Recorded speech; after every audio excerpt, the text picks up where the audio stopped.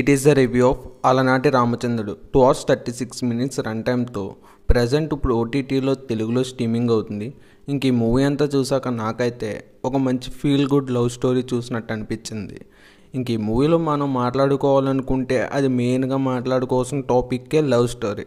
ఈ మూవీ మొత్తం love story మీద ఉంటుంది, కానీ ఈ మూవీ కాస్త స్లోగా వెళ్తుంది.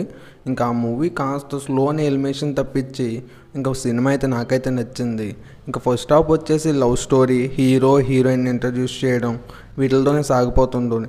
ఇంక సెకండ్ హాఫ్లో ఒక ట్విస్ట్ అయితే ఉంటుంది. ఆ ట్విస్ట్ వల్ల మూవీ బాగానే అనిపించింది. ఓవరాల్గా ఈ మూవీ ఎవరైనా చూస్తానంటే చూడొచ్చు. ఈ మూవీ ఏంటంటే లవ్ స్టోరీ చూస్తామన్న వాళ్ళకి మాత్రం బాగుంటుంది.